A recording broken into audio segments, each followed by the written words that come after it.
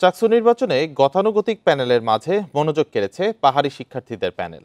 সম্প্রীতির বন্ধনে ভিন্নধর্মী দুটি প্যানেল দিয়ে এরই মধ্যে ক্যাম্পাসে সাড়া ফেলেছে তারা। সবার অংশগ্রহণে অন্তর্ভুক্তিমূলক নির্বাচন ও সমান সুযোগ নিশ্চিতের প্রতিশ্রুতি নির্বাচন কমিশনের। এ নিয়ে আরও জানাতে চট্টগ্রাম বিশ্ববিদ্যালয় থেকে যুক্ত হচ্ছেন সহকর্মী আহসান রিটন। রিটন, চাকসু নির্বাচনের প্রার্থীদের প্রাথমিক তালিকা কখন প্রকাশ হতে পারে? সবশেষ কি খবর আছে আপনার কাছে? বান্ডেল থাকলে প্রতি সেনমানিতে টাকা বাঁচবে। বিকাশ সেনমানি বান্ডেল কিনে জিতুন প্রতি লেনদেনে।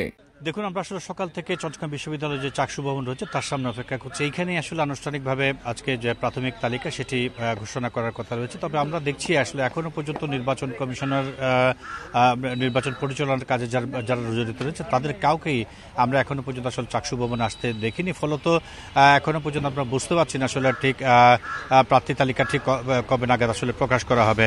এমনি আমরা যেটি শুনছি সেটি হচ্ছে দুপুরের আগে যে কোনো মুহূর্তে আনুষ্ঠানিকভাবে এই যে প্রাথমিক তালিকা সেটি তারা ঘোষণা করতে পারেন। এরপর আপনি জানেন যে আসলে আগামী 25 সেপ্টেম্বর চূড়ান্ত তালিকা প্রকাশ করা হবে এবং তারপরেই আসলে মূলত যে ভোটের যে প্রচারণা সেটি শুরু হবে। এবং আমরা দেখছি, আপনি জানেন যে আসলে ইতিমধ্যে 11টি সংগঠন তাদের প্যানেল ঘোষণা করেছে এবং 429 জন প্রার্থী তাদের মনোনয়নপত্র জমা দিয়েছেন এবং এগুলো যাচাই বাছাই করে 25 তারিখ চূড়ান্ত তালিকা দেওয়া হবে।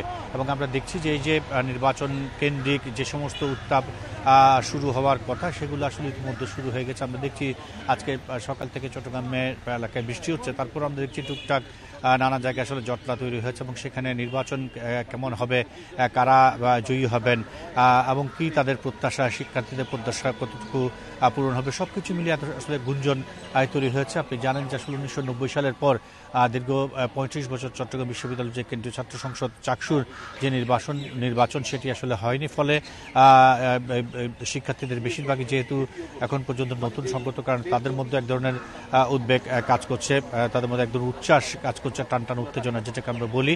এবং সবকিছু মিলিয়ে চট্টগ্রাম বিশ্ববিদ্যালয়ের নির্বাচনে যে উচ্ছ্বাস সেটি আসলে বইতে শুরু করেছে। আমরা কিছুক্ষণ পর আবারও হয়তো চাকসু ভবনের ভেতরে যাব এবং প্রধান নির্বাচন কমিশনার এবং অন্যান্য যারা রয়েছেন তাদের সঙ্গে যোগাযোগ করে দেখব যে কী অবস্থা। আপনি জানেন যে আসলে 25 তারিখ চূড়ান্ত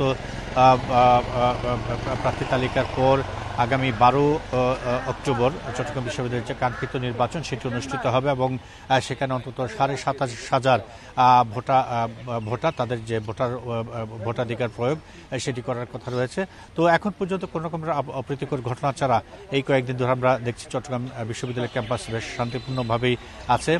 প্রতিদিনই চাকসু ভবনে মনোনয়ন প্রত্যাশী এবং মনোনয়ন যারা জমা দেবেন তারা আছেন, আর সাথে সাধারণ শিক্ষার্থীরা আছেন। তো সবকিছু মিলে মোটামুটি জমজমাট একটি অবস্থা চট্টগ্রাম বিশ্ববিদ্যালয়ের মধ্যে বিরাজ করছে।